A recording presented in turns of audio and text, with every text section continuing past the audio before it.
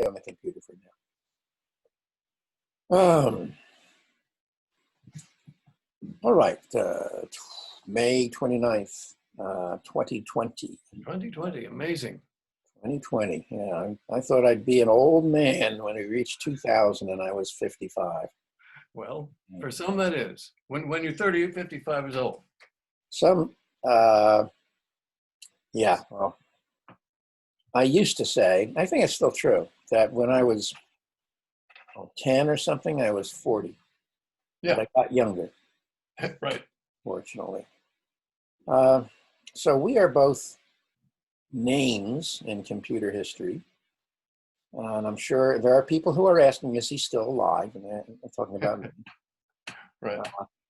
And so I figured we owe our fan base a kind of introduction, right, a reintroduction for the younger fry. So let's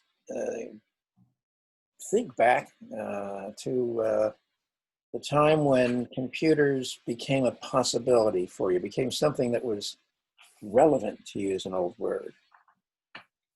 What did you think?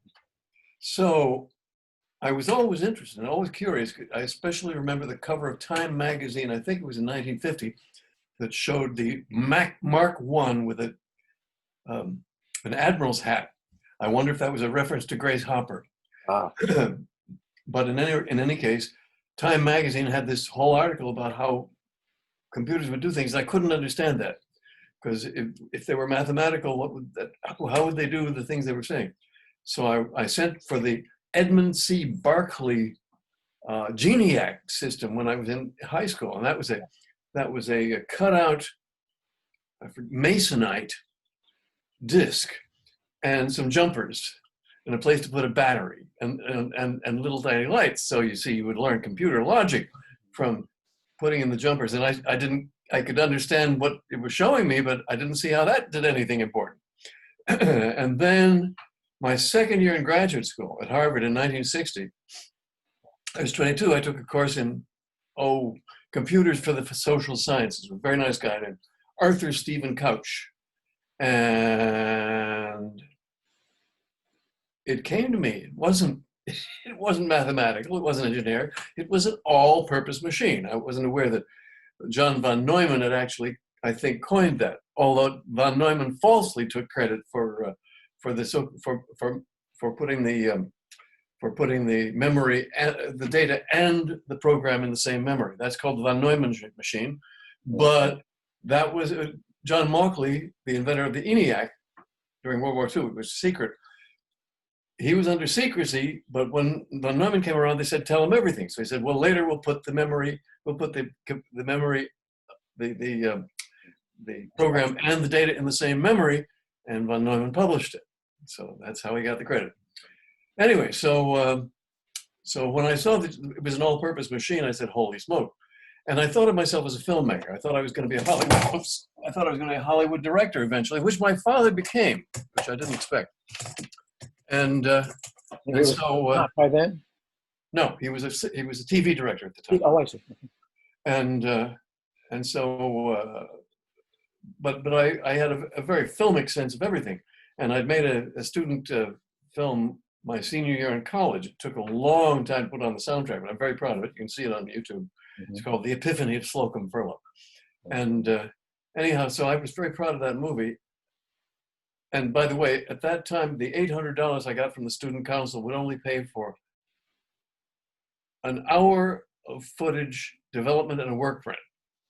So the sound had to wait. I knew I'd be able to put on the sound later. It took 30 years. Okay, so back to 1960, when I saw that you could put screens on computers. Okay, so that was in the IBM 7090 manual. I had a picture of a screen, and I was sending for brochures. I was circling reader service cards. That's something they had in the old days, where a magazine would have ads, and you'd write, each ad would have a number, and you draw a circle around that number and send it back, and the advertising company would send you a whole ton of stuff. So I got all this stuff, especially from Digital Equipment, and Digital Equipment was selling a computer with a screen. And so I said, okay, that's it. The interactive screen will be the new home of the human race. Nice. And that was my belief in 1960. And I kept telling people, and I'd explain it, and I'd say, you read and write on computer screens, and finally they'd say, is it like a tape? And that I got that reaction a dozen times. And I should have just said, yeah, it's like a tape. Right. But it wasn't until 1965, after I gave my first ACM presentation, that I actually saw an interactive computer screen. Well, I'd seen like the ones you had to work on, the 80 by 80, 20 lines and 80 columns, right? Something like that. 20. Yeah. And so I'd seen those, but that wasn't what I knew. We'd have high responsivity, and I thought it would be with light pens. So I was invited by Don Walker of Miter Corporation to come up, and he handed me the light pen, and so help me, I was moving the text around the screen, and I wept, but only on the side he couldn't see. I see. Well done, well played, sir. Yeah. So your beginning was very different. Well, certainly. I mean, I was always a wunderkind, or attempted wunderkind, because my brother, 3 years older, was the true wunderkind. Right. And he remained. Your brother, you said? My brother, Joseph. Uh-huh. Yeah. He remains so to this day. He's someone in whom his name is written in the sky in population genetics and evolutionary biology. Wow. Winner of an International Biology Award only a few years ago, in which he got to spend an hour with the Emperor and Empress of Japan. Wow. Beat that. Yeah, right. Well, I'm not going to, and I never was. So he was always trying to teach me math and things like that, and I was never learning it. And he became interested in computers, in software. This was when I was about 12 or so. And we both attended the same high school. This should not be unusual, but the high school was the elite high school, public elite high school for Philadelphia. Oh, which one? Central High School, the first Central High School. Yeah, I've heard of it. 1838. And so... No, that's not when you were there. No. Joe entered in the 213th class, and I entered in the 219th class. Wow, what a way of counting. And they're not, they've changed it in terms of the relationship to the year, so you can't calculate it from that in a reasonable way. Anyway, our father had attended the 148th class, had graduated with it, so that earned us admission in those days, but you had to stay in. And we had no problem staying in because we had been brought up under what I call the family curse, which is always having to know the right answer. And if you didn't know the right answer, you should be ashamed of yourself. And so that's how I approached my education. I could have done a lot better, I must say, but it worked out. You know, I escaped college with a C average and things like that. I didn't hear that. I escaped from university with a C average, basically, just barely crossing the mark. That's very interesting. So did I. Oh, I majored in extracurriculars, as they said. I see. Well, when I was a freshman at high school and Joe was a senior, he started the Central High School Computer Club in 1959. 59. And he came to me and said he had books they'd taken from the library with schematic diagrams. They were from the 1940s, showing circuitry, vacuum tubes and stuff, but no components. Now, I was playing around with electronics, had been since I was 11. I had taken a cast-off radio TV repair course. And when you say cast-off, where did you find it? In my father's network of friends. It was just given to me one day. It included test equipment that came in the mail. I mean, this is like... a probe that lit up and a few other things? No, an oscilloscope. An oscilloscope. And I believe I got a vacuum tube voltmeter. All stuff I could never possibly have afforded. Right. I couldn't. Right. So anyway, so there, the Providence was on my side. Anyway, Joe came to me and said, "Can you build it? Can you make this work?" Huh. I didn't feel I was able to answer no, or I doubt it. But rather, well, I think so was the only answer I could give. So I was the chief engineer. And we started trying to build computer logic using vacuum tubes from those circuits as best I could. That's what you had to then. That's what we had. Yeah, in 1959, a Yep. couple of piddly transistors were out. I could get them for 99 cents, but they wouldn't do anything. Well, they would do something. Something very slowly and so forth. Right. Now, I was always into analog electronics, into audio, radio, things of that sort. Okay, so here I was, chief engineer of the high school computer club, trying to build a computer. And we didn't have much of a faculty advisor. Our first faculty advisor wanted to run surveys of us and then disappear because he was in his master's program and that we were his raw material. I can imagine what might have happened. Consider this: Philadelphia, center of the computer industry of the time. Really? Well, there's Markley. Univac. Right. Lots of companies had their Philco and so forth. I didn't know.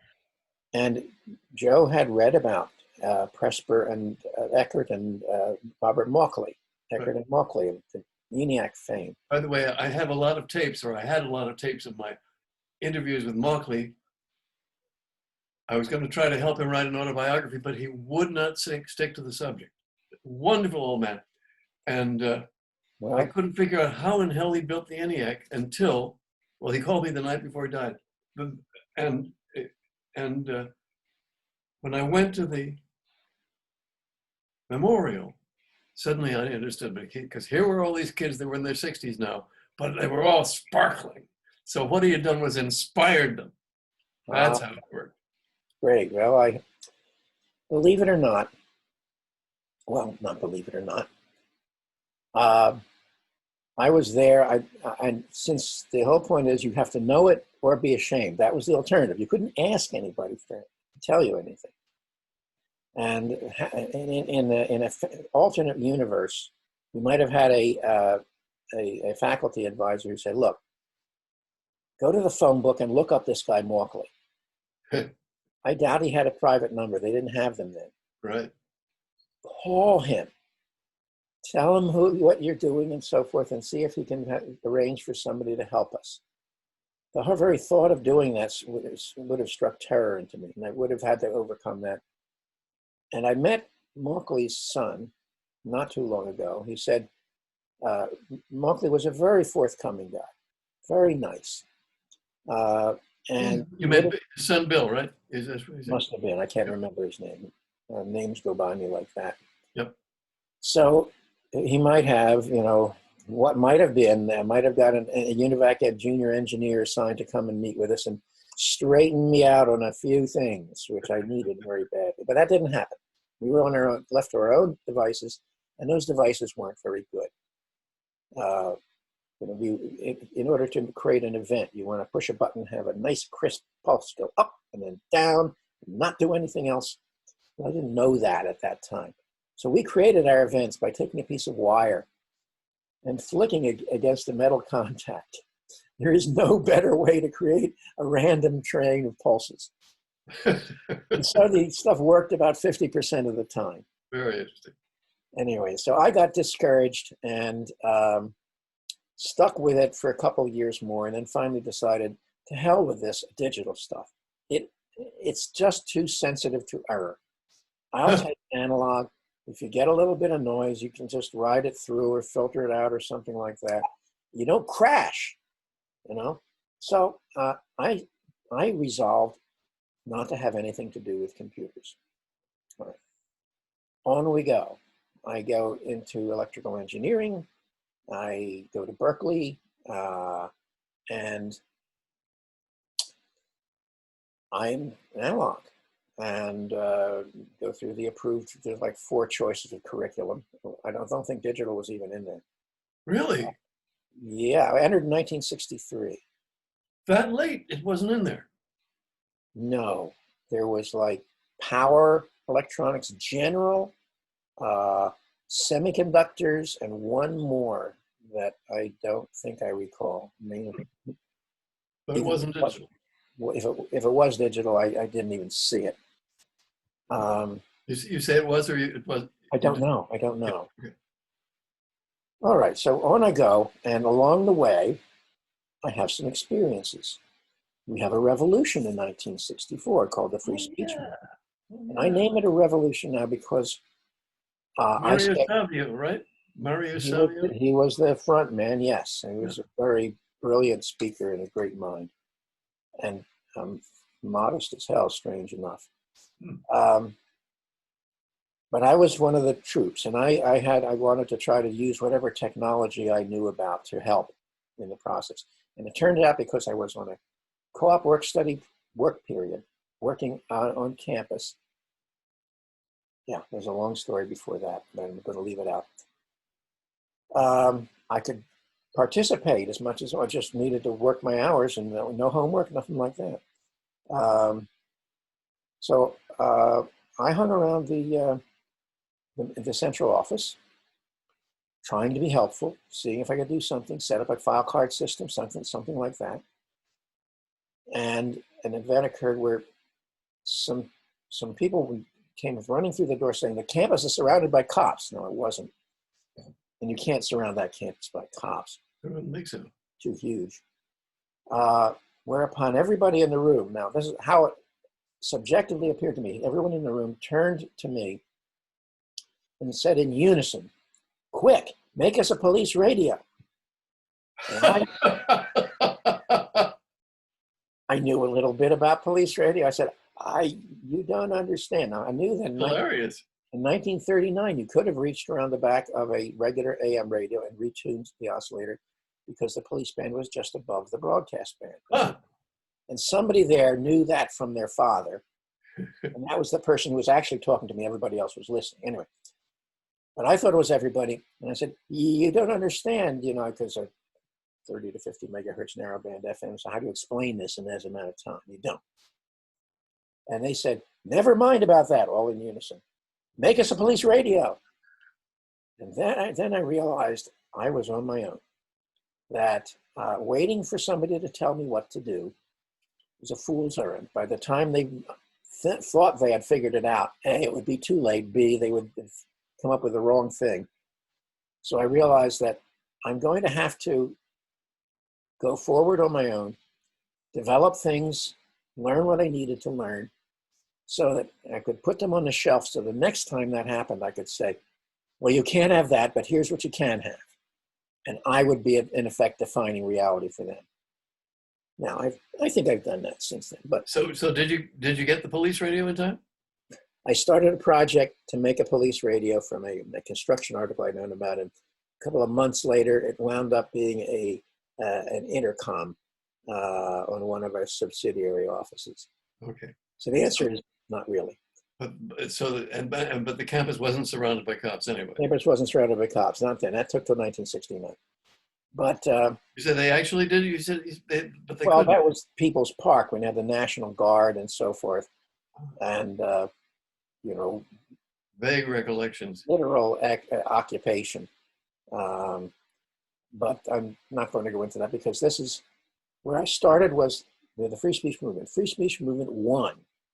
It was successful. No one expected that. It overturned an order, overturned an order of in loco parentis, meaning the campus could act as your parent. Oh. Remember that? You went to Swarthmore. I don't know that they did that. The phrase was used, but they in the catalog it said good taste and accepted practice, which basically meant that sex was not acknowledged and had to be carried out despite the rules. Okay, well, it was a little more crude in California at that Right. Now, I now understand that revolutions are carried out by a large number of people, not just in little palace coups.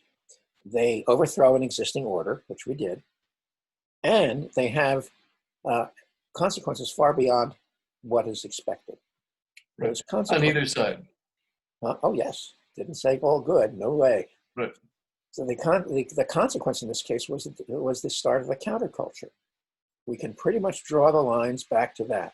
Oh no. Well, it Oh depends on how you no. define counterculture. There was plenty of, Oh no! Before before that there were the beatniks, and before that there were the hippies, and before that there was the bohemians of Greenwich Village, of which I consider myself one. well, it was that. I came to Berkeley for the beatniks. I But the came term counterculture was coined by, Theodore Roszak. yes, I know his daughter, and that caught on. So yeah, the birth of the word counterculture. Well, but also as a mass phenomenon. See, previous to that, it was always a very small subculture that really largely kept to itself out of fear. Um, and counterculture was blatant. It was 5,000 people perhaps leaving the University of California and going over to San Francisco and setting up what became the Haight-Ashbury. Right. So and what was this? And the Summer of Loves. What was that? 67. 67, right. This happened in like the turn of the year 64, 65. Mm-hmm. Okay. So when you, and also on the campus was a real opening up. And some people started a magazine. It was kind of risque and so forth. And that was not forbidden. Anybody could set up a table on the plaza and pass out leaflets. That had been forbidden. All this stuff was open. So a great flourishing took place. I myself took my first political science course and even wrote up a little essay about how you might organize a distributed free university. What the hell was I doing? Electrical engineering student doing that. So that Wordsworth was right about bliss it were. Bliss it were to be alive in those days, and doubly so or something to be young. And he was talking about the French Revolution. But you can use that phrase with regard to sentimental depictions of many different eras. Sure, but nonetheless, it twere bliss. Yes. And you want more of that. Yep. You know, the characteristic of old revolutionaries is they're always, the next one. I want it. Yep. So I began to study media, in effect, informally, and because I realized that something else about that central office. There was a phone room, and it had two phones on a crude table and a wall. Phone room. One of the rooms in an apartment. They had set up a phone room. Right. Now, in a well-run organization, a hierarchically structured organization. Wait, who had said this? Whose apartment was this?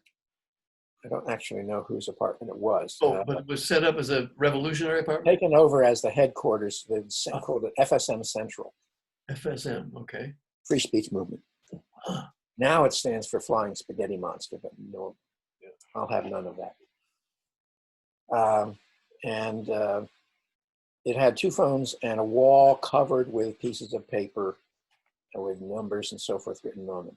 Somebody had attempted to come in and set up a proper top-down organization, and they got chased out almost immediately. This was what became later known as a switchboard. But people would, instead of people passing information up the chain and orders going down the chain and out and so forth, it was just people calling in and having ideas and asking if they knew anyone who could be help to them and so forth. Their names got posted. Cross connections between people got made on a non-hierarchical basis. Huh. I hold that was the initiation, the origin point for the social internet. And we can have lots of arguments about that later. So I carried this vision with me and what this had done, and I figured we need to make this function more available, widely available. I know where you're leading. Good. Yeah. Your great achievement. Yeah. And I tried print journalism and realized the structure was the problem, the centralized structure. The need for an editor, the need to decide the front page. Exactly. And I looked into the switchboards, which by 1968 or so had been flourishing as little special purpose information referral agencies. And then by 1970, I was at that point working at Ampex Corporation, and they sent me to learn programming, basic programming. The And basic language, you mean, basic or language, the basic language, yes, the English type language. yep. And there was we were sent to a service bureau. I don't think you can find those these days, because that was where you could go to access computers on a network. The computers weren't there. And they had these young folks who were dressed in three-piece suits, very full of themselves as instructors. They would say things like, "There, did you see how your terminal sort of stuttered and is now running more slowly? That's because they switched off the computer in Los Angeles and switched us over to this computer in Kansas City." Hmm. Blinked. Okay. No central. The space is irrelevant here. Very interesting. Then I was taught how to. Well, it wasn't irrelevant because you noticed the jog, but yeah. Well, only that. I mean, that's so tiny. It has to be. You have to know what you're dealing with. Right.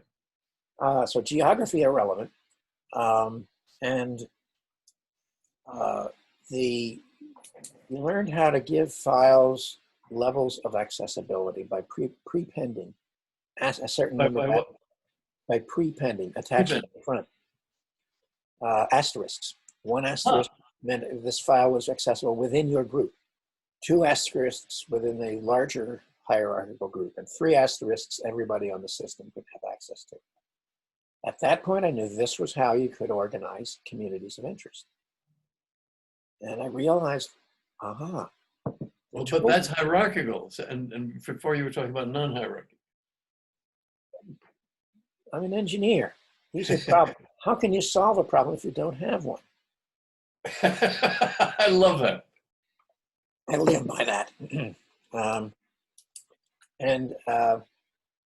So that was 1970, and I remember thinking, what we need is a network of computers. And then I straightened up and said, but where am I going to get a computer? And within a year, I had found a computer. That is to say, some crazed individual whom had been listening to me babbling on in Berkeley ran up to me on Telegraph Avenue one evening and said, Lee, that stuff you've been talking about, there's a group of people in San Francisco who are doing it. All right, I found out, I went over. This was Resource One, and they had secured more or less the donation, a long-term loan. It's like, here, take it, don't bring it back. Of the very same SDS 940 computer that Doug Engelbart had performed his mother of all demos on. Not quite. I heard the details of that, but we don't need to go into it. Well, I've asked Bill English. It was modified across the street into the, I think, 947, the timeshare version. The 940 was the timeshare version of the 9300. Okay, that's not what Rulison told me, but I don't care. All right. It had been returned to Transamerica Leasing Corporation, and a woman named Pam Hart, who ran Resource One, was the most inspired hustling person from a standpoint of donations and stuff I've ever met. And she had backed the at a retreat for the San Francisco elite, who were trying to figure out what is this counterculture stuff. She basically presented herself as trying to put a computer system in place to serve the counterculture. Whoa! And of course, you see how I resonated with that. There it is. And they needed a hardware engineer. Here I was. But anyway, at a retreat of the San Francisco elite, she backed the chairman of the Bank of America up against the wall and said, "See here now. This piddly little amount your foundation is giving us is only enough for us to keep asking for money for 10 years. You've got to do better than that." And so he assigned a vice president to us, ordered him to love us. And the result was that Transamerica Leasing let us have this computer. And how does Transamerica Leasing relate to Resource One? They owned the computer. They were a leasing corporation. Oh, okay. It was back in their hands after having been returned by Stanford Research Institute. Okay, so that was the computer, that I By that time, I had had some experience working with a mini computer, with a Nova mini computer. So that Nova, yes. That was the first physical computer I ever had access to. Oh, really? Oh. I must say, the hardware was terrible, but so what? It worked. Right. And I'd had to learn to do machine language programming on it. It was that or give up my job. And didn't you have to toggle in the bootloader? You did. You did. Um, and I had my experience of printing my first character then, where you toggled the program in, and you set the switches for the binary equivalent of the character, loaded it into a given location. You push the run switch, and the teletype went chunk and printed the damn character. Like the first internet transmission, low. Okay, anything will work. It was an A in this case. But you know about that, right? I vaguely tell us. Okay, so the first transmission was to Doug Engelbart, either to or from Doug Engelbart, and they tried to get login, but the LO worked, and Werner Herzog used that as the title of his movie, Lo and Behold. That's his movie about computers. Yeah. Oh, He's got a segment B on that. Yeah.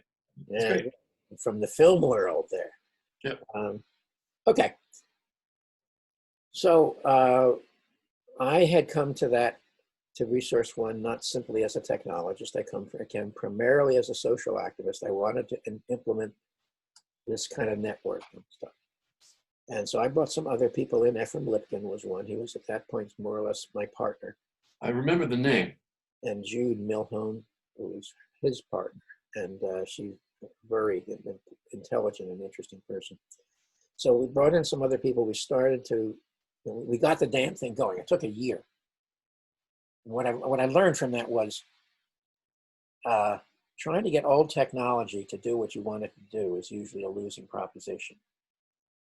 At any rate, so I think I'm going too far here. But my point is that I came to computers from the cultural, political, social standpoint, having achieved the discipline of engineering and practiced it. So there I bloody well was. And what we did with it, and I have to keep talking collectively here because I'm just the hardware engineer, but I'm providing sort of. Well, you're more than that. I hope so. I think so.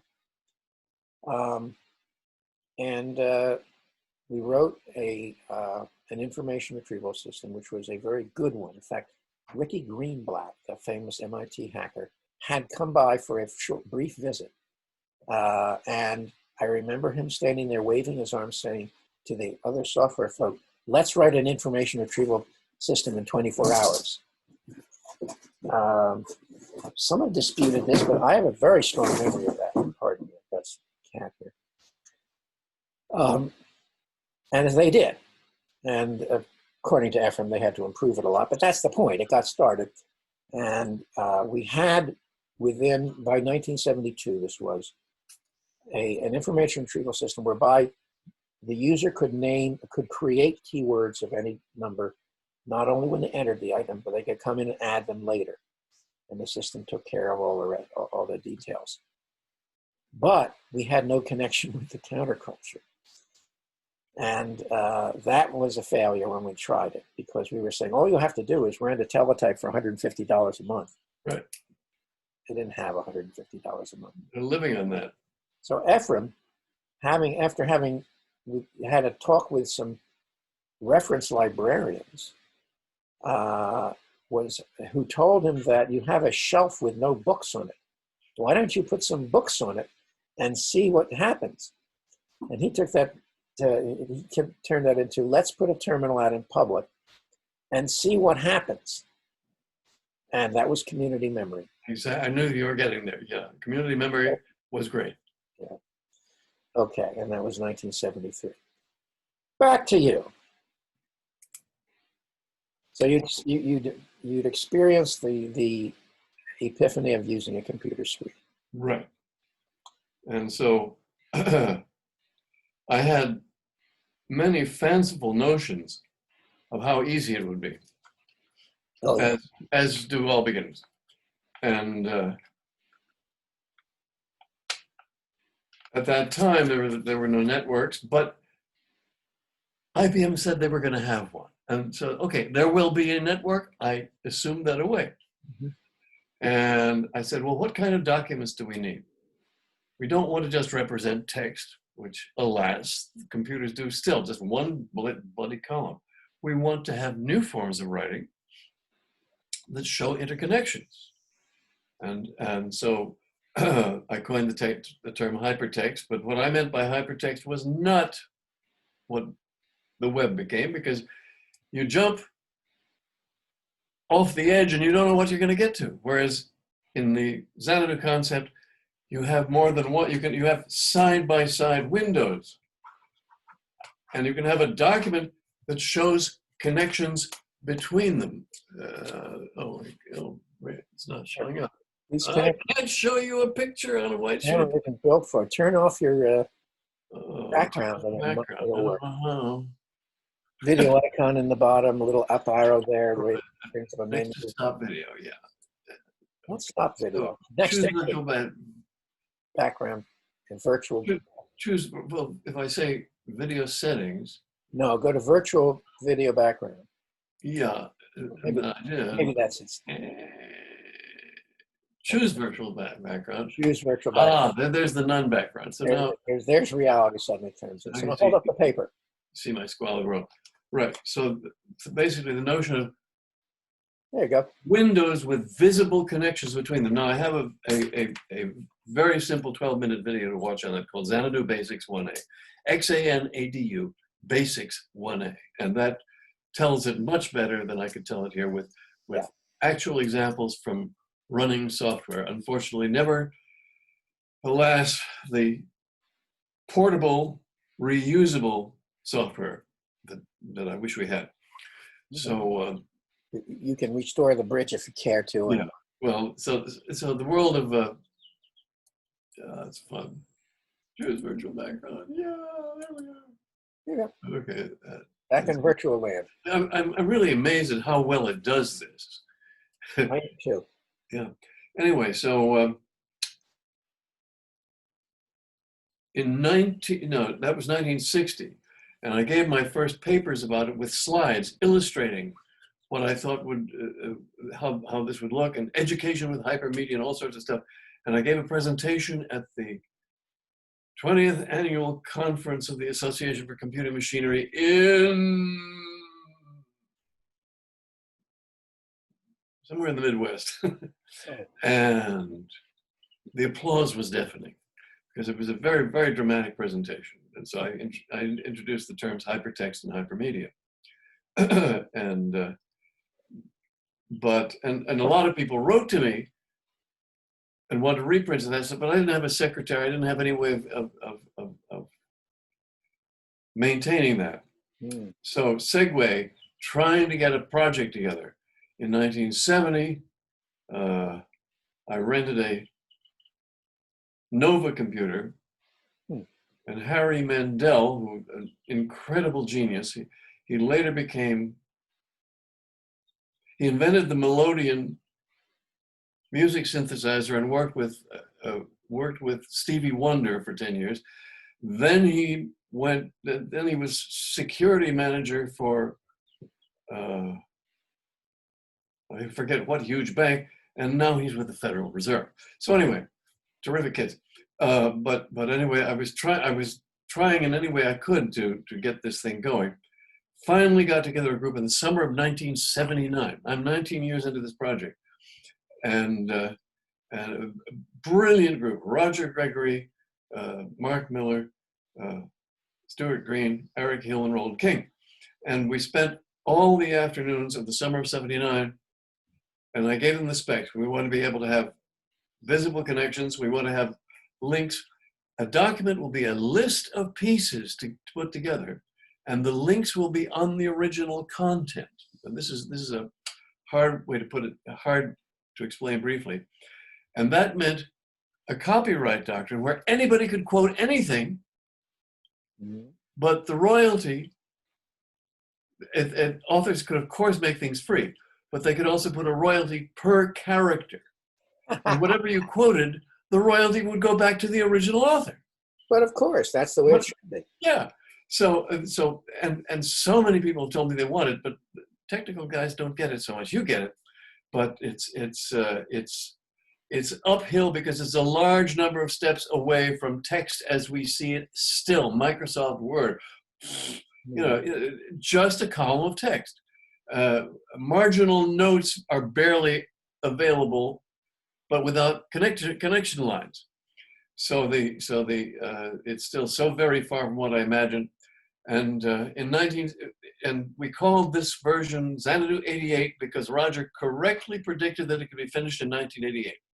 And not only was it a hypertext system, but because there was no network at that time and there were different servers under different protocols available, it was also a federation system.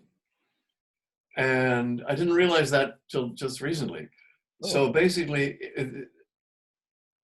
those addresses were not, the addressing problem was not cleaned up till Tim Berners-Lee gave us the URL. And that, by the way, was his great achievement. The HTTP and HTML would have followed. But unfortunately for me, Berners-Lee's system gave us only a single column of text and no way to put connections between windows. So I'm out in the cold with a concept that so many authors want. Now there's a beautiful version you can look at if you go to my video channel. And how do you go there? YouTube.com/TheTedNelson, all one, no spaces. So V for The Ted Nelson. Ted Nelson. Okay. And one of those shows you the pale fire hypertext. Now that takes a little explanation.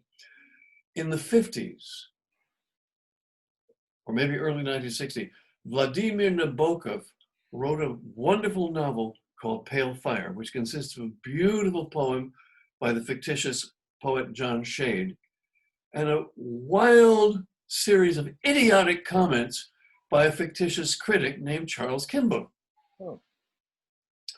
And while unfortunately I worked at Brown University on a project that dumbed down the hypertext concept, but one of the things I did was get permission from the publisher of Pale Fire to create a hypertext showing visible links, I hoped, between the poem and Kinboat, and that you can now use, which I did with Edward Betts in 2018.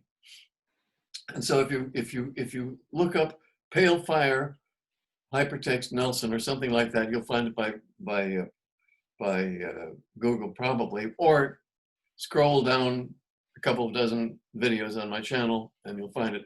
And you can actually, if it's working this week, he just got it working again. Edward Betts in England did a beautiful job of clickable links that brighten up between the two windows, between the three windows, my comment, the poem by John Shade, and the idiotic comments by Charles Kinboat. Okay. And it is one of the most beautiful pieces of software I've ever seen. And amazingly, if you open it in Chrome, you can then do a save as. And when you open it again you save as in any directory, and when you open it again, it still works. Okay, we're getting somewhere. So that living achievement is all that I have to show that really gets across my concept, but I'd like everybody to see it. Well, many people never got to show anything, and their thoughts were validated 100 years later. So this is true. Congratulations. Bloody good, sir. Dankeschön. Now, of course, you are people. Along the way, you published Computer Lib, which was also a significant phenomenon. Yeah, well, when you had me speak at or somebody said before I spoke at the Homebrew Reunion. Homebrew Reunion, I didn't know that it was the so-called Bible of the Homebrew Club. Oh, I wasn't aware of that at all. Come in. That's Yeah, I sold the book, sold 50,000 copies, but I'm not a great businessman. I was cheated by my distributors and didn't see money. Well, that's the American way. Mm-hmm. Well, so it happens elsewhere also. Yeah. Well, yes. I mean, the putting everything, all of your thoughts into a book. In fact, it became a two-sided book. The other side was about computer graphics. Educated a very large number of usually very young people, not very young, young people. And a lot of them came to me waving that and saying, you know, I want, can we do this? Can we do that? So forth, which is, I say, primed the field for the personal computer revolution as such. And I do say that's a revolution also. Well, it would have happened anyway, but perhaps not in the same style. This is the time when I recite what somebody else thought up was the, well, it wouldn't have been the Apple, it would have been done in Massachusetts on Route 128 and be called the Maple. But, I see what you're saying, yeah. It wouldn't have been the same. But amazingly, digital equipment, which had a lock on interactive graphics for a long time, Ken Olsen, who ran the company, didn't get personal computing. He didn't get it. That's what I've heard. He'd never seen computer live. And if he did, who knows? He might have Exactly. misunderstood it. You know, trying to get through people's heads is one of the. Yeah. I haven't been able to do it. The salesman there were about 4 people who instructed me in computers that I knew. You knew one of them, Andrew J. Singer. And I'm talking in the 60s. And one was a guy who was the New York City salesman for DEC. But they rented an office in Parsippany, New Jersey, because it was easier to do, apparently. And that's how and DEC computers had to be sold to engineering departments because most corporations bought IBM. I made the great mistake when I was assistant to the president of Harcourt, Brace and World of trying to get a digital equipment computer into the company, and little understanding that it was an IBM shop, and that was that. No one ever got fired for buying IBM. Right, but I got fired basically for advocating another. Yep. Yeah. Oh. By the way, I went out to see, that year in '66, I actually got to see Doug Engelbart's demo 2 years before the great one. I flew out in September. Jovanovic, he wanted to get into computer assisted instruction with a guy named, this is very important. Oh, hell. So anyway, he took me to meet with this guy at Stanford who was into computer assisted instruction. I tried to talk about hypertext. He said, "We don't know how to do that yet," meaning he thought I was talking about tutorial instruction. Oh. And I considered him the most pig-headed man I had ever met. Richard Atkinson. And of course, he later became president of the entire University of California. Atkinson? I don't remember him. Richard Atkinson. But as I said, I hated him, and he was absolutely pig-headed and unable to listen. I'm sure he was an effective leader. Spoken as one who is trying at this late age to become an effective leader. Perhaps better, but I needed to wait until I had some experience. Well, you've led me into this conversation. I deny that. Yeah, leading one person is a start. Right. That calls for a follow-up line, but let's leave that for the viewer. So, okay. So in 1973, we opened this terminal to the public. We went to the, University of California has a student government, ASUC, and it owns the student union building. And they also had started in this 71 or something like that, a student record store owned by the student government, whose sole purpose was to drive record prices down.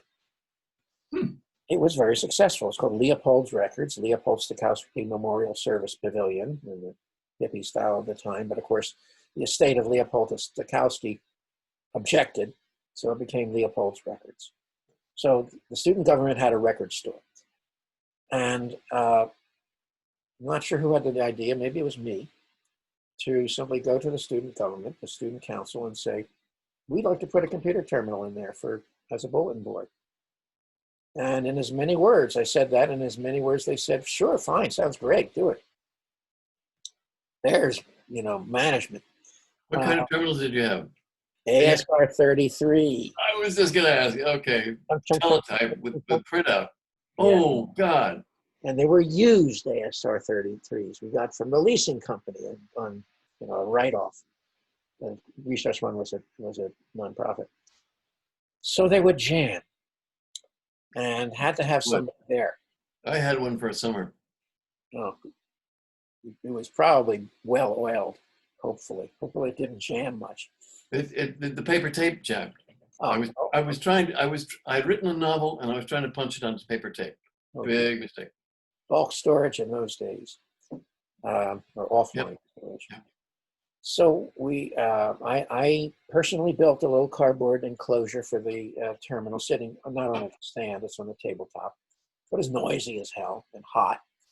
And so we used urethane foam lining and the little fan on the side. That's in the picture you can see in the history. You added that? I created that box. Wow. With my own hands.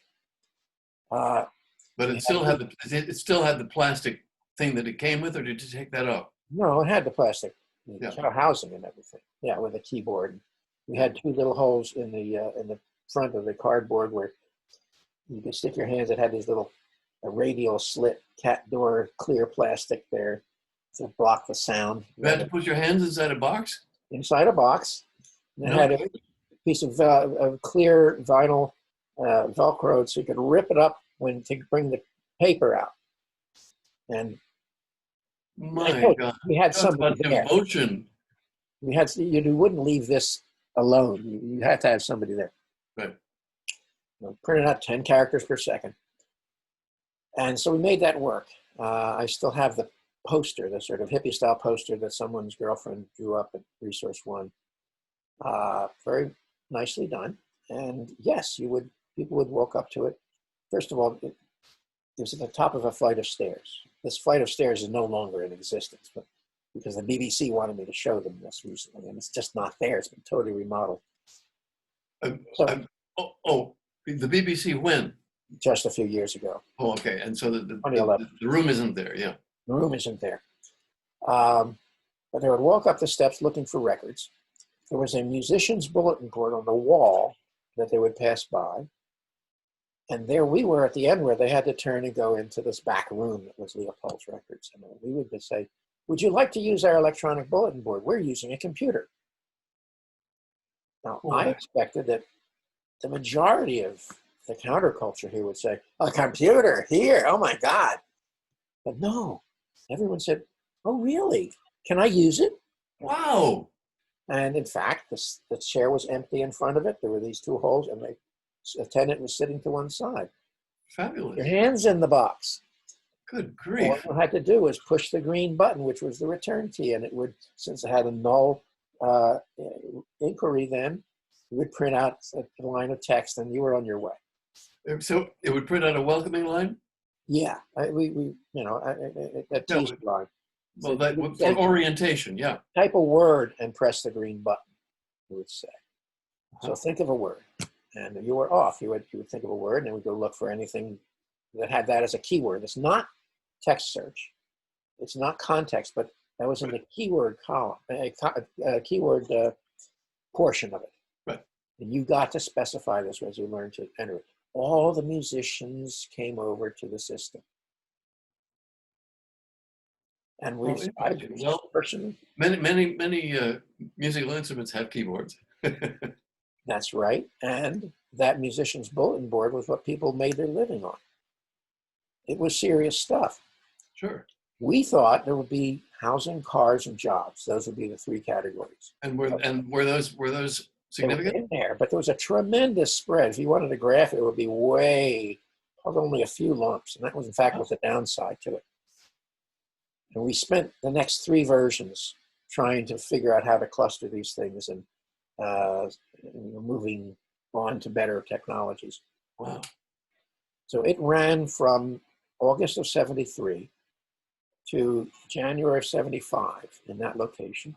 And by that time, at that time, we then secured, I think we rented a CRT terminal We moved the installation to the Whole Earth Access Company, which had a store with there. It was not affiliated with the Whole Earth catalog, only culture. Tell me the dates again. August 73? August 73, when we opened, Wow. and January 75. That's just when it left that location, went to another location, and became CRT. And, All right. So now, so it went to August 73 to what, 75? January. Uh-huh. And and what was the CRT? Was it like 80 by 20? It was a standard glass teletype, Hazeltine 1500. And it ran. We had purchased a maintenance contract, and I wasn't there at the time, or I would have exploded. But the maintenance technician apparently was working on the keyboard electronics and dropped it, and it popped off the top of one of the chips. Now, in those days, you could do that because they were made of little sandwiches, mini sandwiches. You mean the key itself? No, not the key. We're talking about the keyboard electronics, stuff on the back of the book. Right. And someone there from our place said, isn't that going to be a problem? And the repair guy said, no, it'll work fine, which it would for a while. Ooh, ow. And so when I heard about that, I said, this maintenance contract is almost negative in value. We've got to get away from this. Now, this was the way things had lined up. This had to have been 1974 because. Oh, so it was, wait, you said it was the ASR till January 75. Perhaps I have the dates wrong. Okay. I can only conclude that. All right. So, don't believe anything I say. Research it. Don't think you'll find anything, but whatever. And so by 1974, I was pursuing the question of how can we make terminals that would hold up in public use. And it was at that time, Ephraim thought, armor them, keep the user out. And at that time, my father, who had become the new ager of the family, just spontaneously called me up and told me about this book he'd read by this philosopher, Ivan Illich, called Tools for Conviviality. Holy shit! Excuse me. That's his counterculture. That's a high counterculture. Right.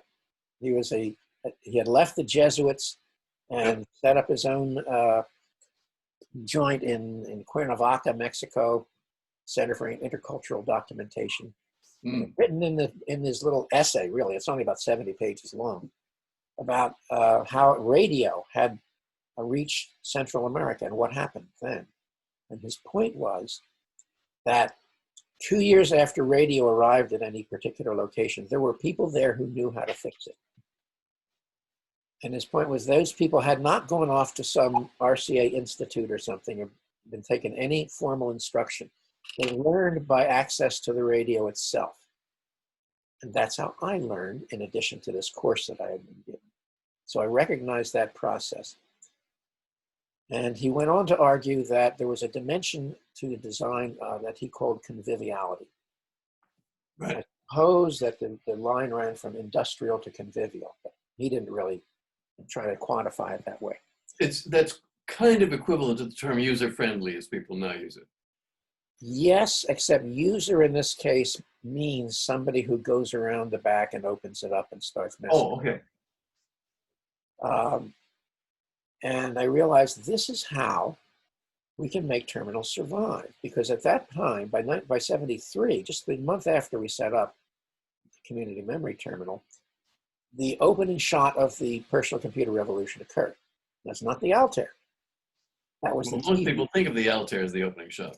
That's the easy one. This was the TV typewriter by Don Lancaster. And it showed a picture on the cover of the magazine, Radio Electronics, magazine for service technicians, showed a TV screen and a crude keyboard and a pair of hands coming in from out of the picture, manipulating the keyboard. And on the screen was write characters on your TV screen with a TV typewriter. Now, Just what everybody needs. just what everybody needs. And And that was they, when? So that was the Altair was on the cover of Radio Electronics in the December 1980, was it? different magazine, Popular Electronics, and it was January of 75. Right, but which was on the stands in December. In the stamp, that's right. Now, the TV typewriter was a design, it was too complex to print in that edition. And so they said, they did something they had often done. Said that they'll send in $2 in a self-addressed stamped envelope and we'll send you the plans. In other words, go away. 10,000 people sent in their money. They had expected perhaps 20 people. Something was clearly happening. And I'd heard about this. So tell me the date on that again. September 1973. Wow. So people are. And the Altair was January. January 75. Yeah. Okay. And I think, well, the Altair would have been developed in 1974. Right. But so there was clearly something there. There was some critical mass of people. And no, it wasn't everybody, not by a long shot. But of those who are nobody, there were many. I just thought of that. So I knew something was happening. And in the computer countercultural circles centered around in Menlo Park, around the Community Computing Center, which I call the People's Pachinko Parlor, which was Menlo Park. Menlo Park, California, which is where SRI was. And right, and that's Doug, but that was certainly not for the public. No, but I'm saying that if you read the books on the subject, there was this quasi-counter, quasi-tech culture that had revolving and rotating people going among the various places, Stanford AI, SRI, and then when they got out on the street, there was the Community Computer Center. There was a little underground newspaper that Bob Albrecht ran called People's Computer Company. Yep. I took advantage of. And so at the Community Computer Center, they would have potlucks every Wednesday night. And the Community Center, that's different from yours. It's different from ours, yes. Yeah. It didn't. It had. I never heard of it. No, read up. Well, come on. Yeah, sure. Tell me. You don't have enough to read, but. Yeah, right. So the potlucks there were where I met people like me, who were crazed visionaries or semi-crazed and skilled people, and I learned things from them. And I put the question out to them about terminals and so forth. Terminals was a big issue. Well, like I said, Resource One crashed on the subject when they said all you got to do is rent a $150 a month terminal. So you think there was a People's Computer Center in Menlo Park? Well, it was in Menlo Park that we called the Community Computer Center. The newspaper was called the People's Computer Company. I did see pages of that. Right, and that had spawned off of the Whole Earth empire, such as it was, the Dymax Corporation or something. Oh, well. And the Whole Earth catalog was right down the street. Oh, right. And everybody knew each other. Pardon me. By the way, Stuart Brand lives 200 feet that way. Yeah, everybody's thick as thieves. Right. Okay, so I began my typical lonely, out beyond all coverage quest for the next big thing that I needed, which was a publicly usable terminal that would survive. And so I came up with a concept that a computer, a digital or a computer system would be survivable in a public access context if it were designed to grow a computer club around itself. That's what I got from Illich. He didn't say it in as many words, but he planted the necessary ideas in the right place. That's a remarkable causal chain. I would never have thought of you and him. Well, I got to meet him in the 80s, Uh-huh. and he mocked me. He said, "Lee, why are you doing this? Why are you putting a I had the same problem. When I spoke, when I asked a question, when he spoke, I forget where. Might have been the same meeting. No. This was a house party. Oh, okay. And he had been told about it. Uh-huh. And he said, why don't you, if you wanted to talk to Pearl over there, why don't you just go over to her and talk to her? Why do you get people going dee dee dee dee dee with the machines? And I listened politely and replied to him in clear English because he had an Austrian accent, and I tried, whenever somebody's sort of foreign sounding, I try to not slur my words and say, perhaps, let's see, what if I did not know that it was Pearl I wanted to talk to? And he stopped. And he said, I see what you mean. Hey! That was a tremendous victory for me. Anyway, he performed his act well, and he's effectively for me. I can't complain. And I'm not, and I didn't count on, having him take me to heaven or anything like that. Right. So that's where I developed the concept I call the Tom Swift Terminal. It's named in honor of the literary character most likely to be found tampering with the equipment, because it was supposed to be built to encourage that. And it was a bus-oriented, expandable, kind of mini computer, which didn't need a processor to begin with. It started out as memory, and you had an input card and an output card bracketing the memory card. And if you put something into the right location in memory, the output card would make it appear on video on the screen in the right location. So it's mapping physically in the memory to the screen. And because I didn't know at that point whether microprocessors would ever be practical. Right. They cost so much at that time, $350. Right.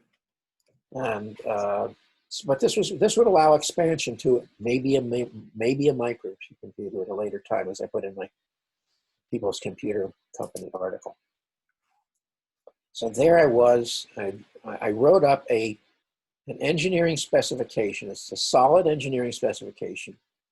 And I mimeographed it myself as a revolutionary. Of course, you had to have desktop publishing. Mimeograph, not a ditto machine. Not ditto, no. That's only good for about 50 copies, and it gets dull. Mimeos can go for 1,000 or 2,000. I was skilled in using mimeos from the age of 12. Me too.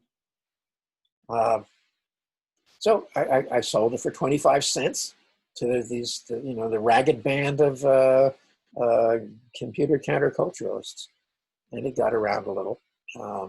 One of these days, maybe 150 years after my death, I'll be credited with that as meaning something, but I don't care. It was useful.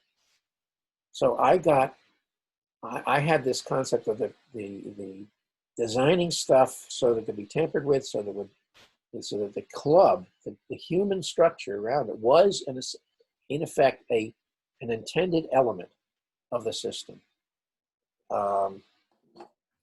And for those who want to, accuse me of being a, mechanistic, anti-human engineer, No one would ever say that about you, Lee. I have some colorful language for them.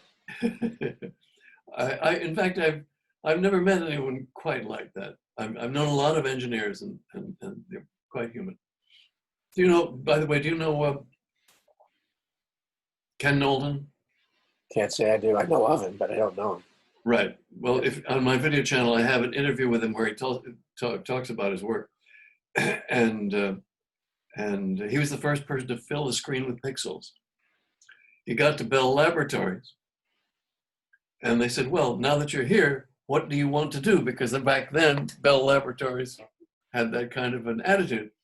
And he said, well, you've got this machine, the Strandberg Carlson 4020, which puts pictures on the screen, and it makes all these it has masks through which the beam projects the CRT beam, the cathode ray goes through these little holes that are shaped like tanks and planes. Oh. But I'd like to see what I could do with that in a more general fashion. And so since this drummer cousin dealt with little tanks and planes, Ken manage to defocus the lens and give them relative brightness values. Oh. And make pictures that way. And then he created the B-Flix language. Oh. And worked with, I forget her name anyway, she insists that she invented computer graphics. And made a number of different videos, which you can see on YouTube. Wow. And that's in the 60s, late 60s. Mm-hmm. When I went to see him when I was writing Computer Lib. Wow. Well, you've been everywhere. You've talked to everybody. No, but quite an assortment. Because I didn't know which way it was going to go. I mean, I came up with the idea of ray tracing in January 1971. And couldn't explain to anybody who worked on it for a long time. But then I went and saw the guys at New York Tech who were developing it, and I said, okay, these guys are really serious. They're the ones who are really going to do it, and they became Pixar, of course. Right. That was serious, all right. Oh yeah. Okay, so we're now out there somewhere at personal computers, beginning to the tide is beginning to rise. Right. And as with the CRT typewriter you talked about, far more orders came in than were expected for the Altair, which did not exist and had not been debugged. Right. The first one that actually ran was a guy who came. They got 500 orders the first day or something like that. Wow. And now a computer you can build for yourself. And the first one that actually ran, the guy was building it in his camper and would take it in. So Ed Roberts finally made it work. And that's kind of how you have to do it when you're doing a new product. Because you don't do it that publicly. Yeah, Steve Dompier. Steve Dompier was a guy who he had read Computer Lib. No, we were together in Chicago. He and Dan Sandine and I gave the second paper at the first SIGGRAPH. Second at first. All right. Yeah. Always be second, I always say. Actually, you had that in one of your in the Personal Computer Revolution. You don't remember it. No. There's some epigraph in there about everybody wants to be second. Interesting. And they should be. Yeah. Those are selling for $100. This little thing. Anyway. All right. I didn't get what you said about $100. This faded paperback, The Home Computer Revolution. Oh yes. Selling for $100? I've seen that's the price on Amazon and eBay. I've seen. Congratulations, but then there's no royalties on that. Alas. Yeah. Yeah. So you had been working with the big stuff, well, mini computers. Okay, some of them were. Well, the one that's argument about what's big. The one that Sandine and DeFonte were using at University of Illinois Chicago, that was a DEC. Right. Now, there was the PDP-1 and there was PDP-6. I'm not sure which one. It was something like a DEC PDP-7. I'm not sure. Yeah. Yeah. It was technically it was 16-bit. Yes. And DeFonte created his grass language for that. Okay. I fell into that orbit through Bill Etra, a video crazy. Remember? A Rudd Etra synthesizer. Right. It has there's a picture of that in Computer Lib, I think. Yes. He was very proud of that. Okay, so in about 1975, 76, 77, we're coming along. And in 1974, I got a message on the community memory system from a fellow whose name I remembered. I didn't know much about him, Bob Marsh. We had been at the same student co-op. Oh, really? Okay. And I know yep. Go ahead. By that time, he had, as I said, raised himself to the level of an unemployed electronic engineer. And he proposed that he and I share the rental of a garage in industrial Berkeley. And of course, I needed some place for my workshop. And we met and talked and so forth. And we did go in on that. We leased a garage in 1974. And he began casting about for things to build, for products. Huh. He had a connection to someone in Wisconsin who could get center cut pieces of walnut, nice, fine, straight grain, Huh.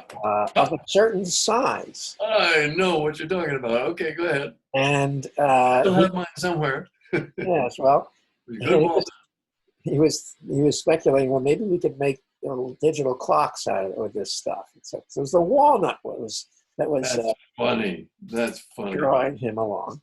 But then he came to me in probably December of 74 and said, look at this article, Popular Electronics. Build your own mini computer, $300, $400. Right. He says, look at the picture there. The thing's obviously a fake. How did he know? Well, it was supposed to be a box, but it had a sort of a lump on the side. I don't know what it meant, but it's like, and in fact, as it turned out, yes, the original Ultra that had been shipped to Popular Electronics was lost in the bankruptcy of the Railway Express Agency, the shipping company. Huh. Something had to be filled in for it. And that's what they put on the screen. And he said, look at the diagram, very crude diagram, hardly anything there. He says, there's nothing in it. It needs stuff to plug into it. No, I'm going to make a company that builds stuff to plug into it. Just a minute. There was a picture of the front panel Yes. on Popular Electronics. So what was lost? It wasn't lost. Okay. When you looked at the side of this, it was supposed to be a shot of the box of the computer. Yes. And on the side, one of the lines sort of went out and down, not following the straight down profile. And it wasn't a ground line. There's this wasn't a schematic diagram. This is a photograph. I mean, the picture's on the web. I'll look at it. Yeah. I hope somebody hasn't cleaned it up. That's what happens, yeah. But he realized that, number one, the photo didn't comport with the diagram that was in the article. And anyway, he correctly sussed out that it was basically an empty box. Yeah. It had a processor card, it had a memory card, and then nothing. And without stuff to plug in where nothing was, it couldn't do anything except flash its lights. Now, Dompier, I've been introduced to him. He sent me a letter, was typed out on a teletype. And he said, please send me all of your information about your products. Dompier wrote to you? Yeah. Huh. Said, this is some kid up at Lawrence Hall of Science using the teletypes they could use for 50 cents an hour to send out letters. And I told him that later. He says, yeah, you're right. And although he was a Navy veteran and he had apparently Really been involved in a motorcycle accident, he got a big settlement, so he didn't need to work. But I didn't know either of those things. Not the sort that lies around. He was involved in salvaging fixtures off of the Liberty ships that were being dismantled in San Francisco. This is the kind of guy who habitually learns. You learn where all this was going on. So, at any rate, he wanted to learn computers because of Computer Lit. And so he was drawn into the circle, and he became the software vice president of Processor Technology Corporation. Wow. A corporation that Bob Marsh started. Yep. In the same garage as me, although I did not join the corporation, I did work on contract for them. So there I was in the middle of a company building or attempting to build products, and Bob came to me in what must have been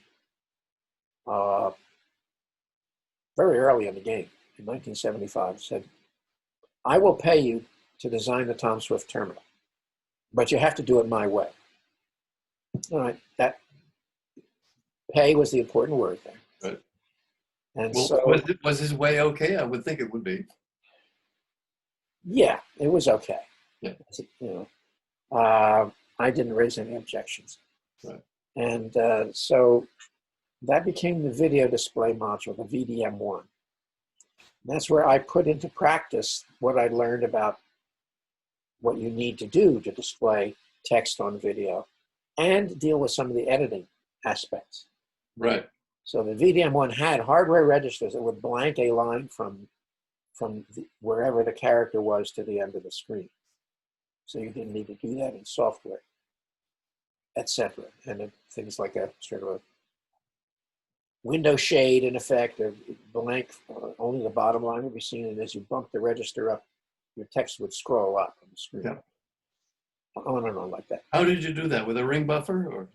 Oh no, God, random access memory. Don Lancaster gave me that realization, let's say. I called him up because a TV typewriter was actually no good as a terminal. Right.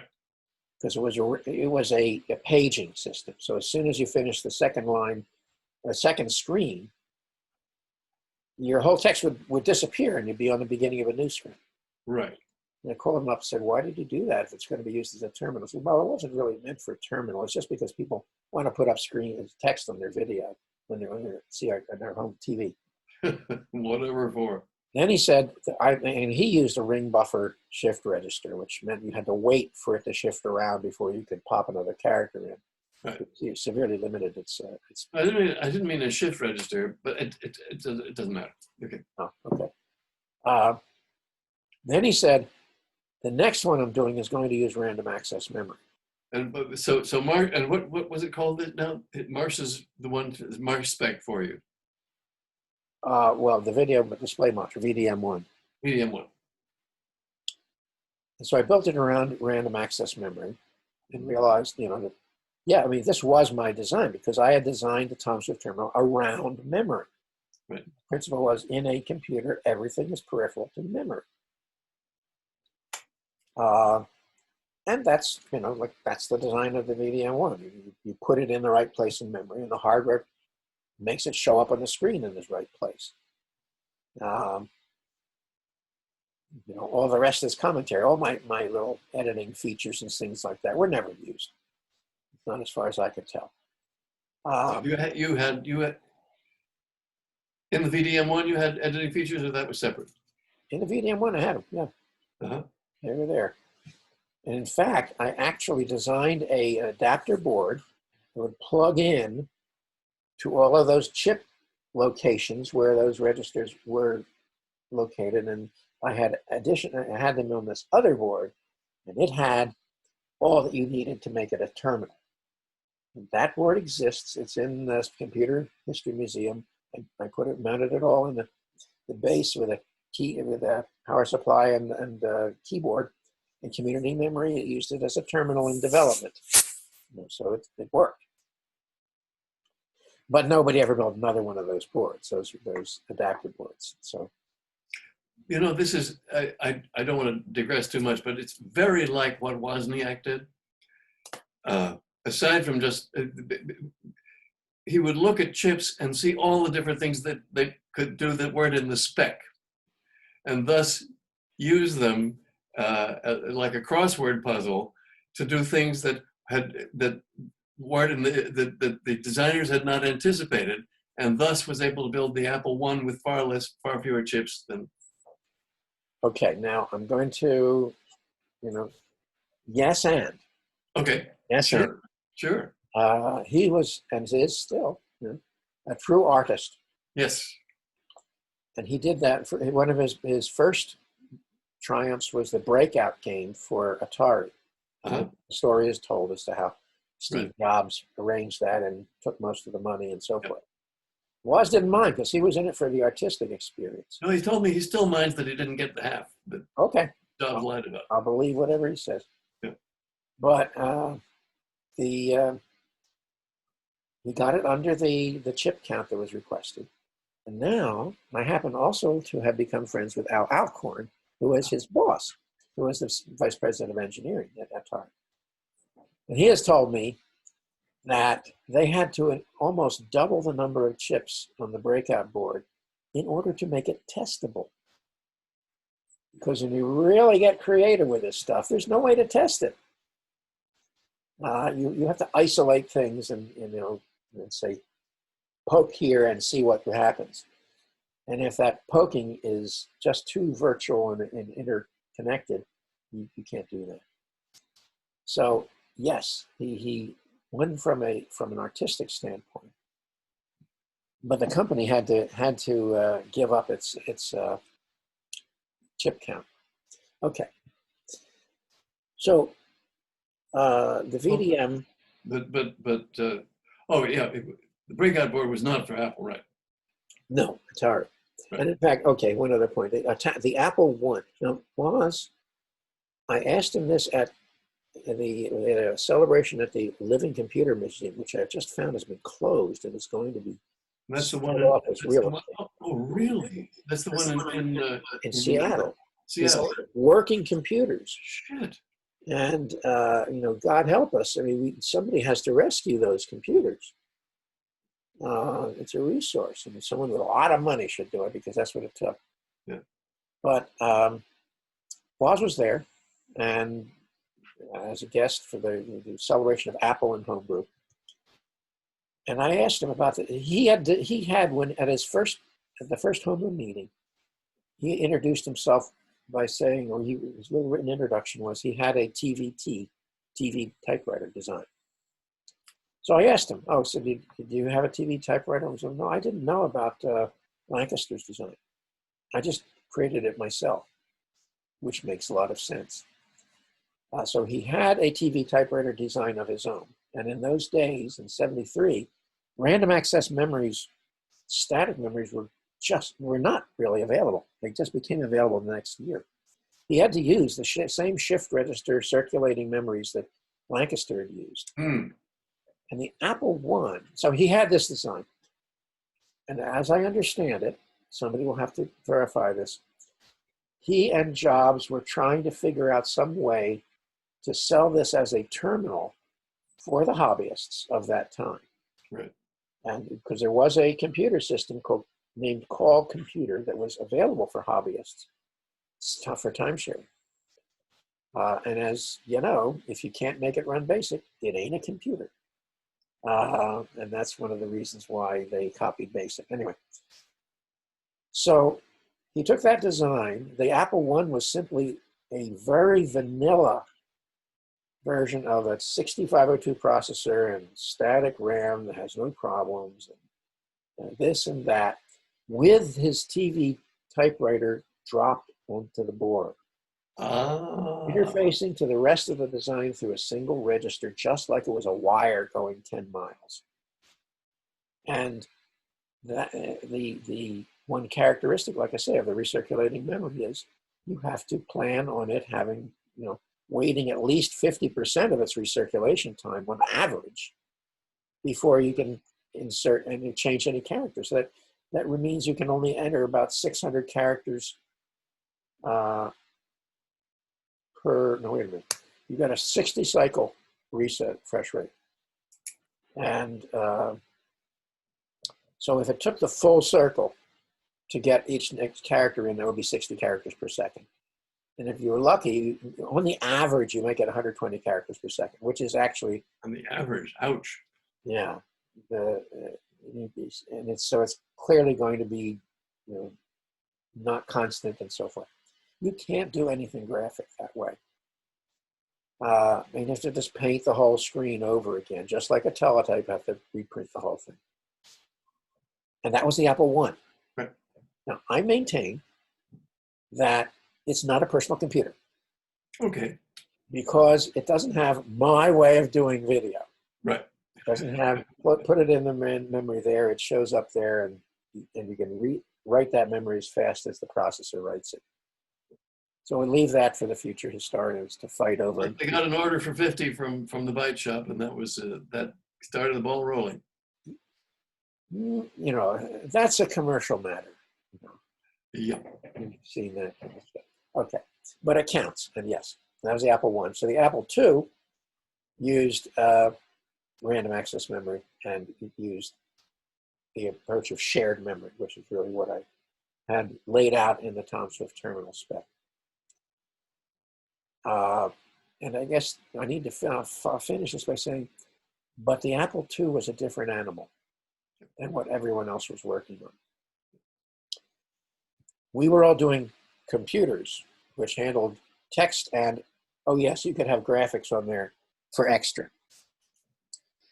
The Apple II, which was Jobs' concept here, was, I call it a media machine. It was an attempt to take over the video screen with images, color images. And text was a sort of subset of that. And when they displayed it at this first West Coast Computer Fair in 1977, I'm told Regis McKenna designed their booth. And boy, did it show. It had a big projection color video display there, showing their. So that was the full joint? No, this was West Coast Computer Fair. Uh-huh. The hackers conference, in effect. But this was where all the action was, and man, there was a lot of action around that booth.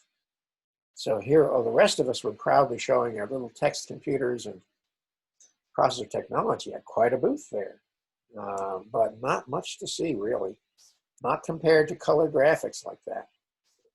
So I maintain that the Apple II defined a branch of the evolution. And they've gone on for it. I'm using one right now. I don't think it's a branch. I think it's the trunk. Because as I say, always for me, full graphics was the objective. That's right. Well, certainly. So I don't think of it as a branch, but the actual destination. Well, it could be said to be Nelsonian computing. You always do that. Thank you. And okay. Well, over to you. Well, I don't have. Where did we left you here? I'd like to compliment what you did with Bob Marsh, that you haven't mentioned, designing the Sol 20 computer, which was a beautiful unit.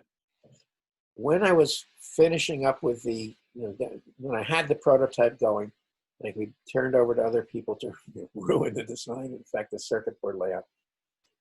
Bob said, now I want you to design a computer around that thing. And I did, and it was the Sol. Yep. So it's basically the same circuit as the video display module, pressed onto a circuit board with enough to make a computer run that could support an S100 bus off of the board. No, then that was the walnut you mentioned that he put on the side. That's where the walnut came in. Right. Can I tell walnut? Can I tell I took that to some conference where IBM was trying to decide, some consulting outfit trying to decide, IBM was trying to decide whether to put on a personal computer. And I was the only one there with a personal computer, and it was your Sol 20. Anyway, so there was a language called TRAC, which was ideal for text terminals. And I got permission orally from the developer, from the inventor who had the trademark and everything, to build a version. So I did that with my old friend Bill Barris from Swarthmore, and we got it working on the Sol 20, and we did the animation module. And here's how we did on animation. You had like, it was 20 columns and 80 characters wide. Yeah. No, actually, it's 64 wide and 16 rows. Whatever. 16 by 64. Okay, thank you. So here was, I called this Flapdoodle, and it was the animation module for this great software suite that I was going to create. And we got it working. It worked beautifully. So that essentially you would make a picture with reverse video blanks. And you could step between them and also have it circulate or run from the beginning to the end. And it really knocked people out. I remember showing it to Ken Iverson, who developed APL. You know APL? Oh, I know of APL. Anyway, APL is a very intricate language. And I was using it had a separate number pad, right? Yeah. So Yeah. Yes, it did. so I was using the numbers as arrow keys. And Ken Iverson, the developer of this brilliant, intricate language, couldn't understand that use of the keys. He kept trying to parse it as a grammar. So it just goes to show that people think differently, They because do. he was a real genius. Yes. I mean, I've been blessed with. I'm going to have to get off of it. Okay. I you know, I'm going to have to get off shortly, but this. all right. So I won't go into a long family story, which Give you is, the last word here. I'll have to do it later. Last words. We are old revolutionaries, if I may characterize you as well as myself. By the way, your animation has stopped. I don't know why. Yeah. I was told that I got a message that the internet was unstable. I guess I'm on the internet now, yes. Well, whatever. We'll see what the recording says. And old revolutionaries always go forward to the future saying the revolution is yet to come, the real revolution. I want to be there. Well, we have to pass this on to younger folk or it will not carry on. We must carry on. And so I guess my thoughts are about that it means that I have to, in effect, build the equivalent of a Renaissance artist studio, an atelier. Not centered around myself, but I want to center it around a number of people who are, like me, post-employable. And of course, these are my cohort. I know them. And so I've got a number of them in mind. I look forward to a time when I can, within the next 15 years, which is probably all I've got left, be teaching young engineers, how I think the right way to do it is, and learning from them how they think the right way it is. But I want to do learning products and also to turn out a stream of apprentices, in effect. What does an apprentice become after the apprenticeship? A journeyman or something? Whatever. Great. That's where I'd like to spend the rest of my life. What do you think? What's your idea? Well, the best of luck to you on that, Lee. I think it's great. Well, no, and you? How? What? Okay, then. Okay, then. That's all. All right. So anyway, I'm just working on my archives and trying to straighten out the stories that I can tell accurately, because they're about what I try to do and the people I try to do it with. well, I'll try to send as many people as I can to find those archives, and you, if you're still there. You are therefore threatened. Thank you, Lee. It's been great and nice talking to you as a friend. And we haven't had a chance like this for a long time. Okay, then. Person couldn't do it. All right, then. Blessings. Thanks a lot. Likewise. Adios. Adios.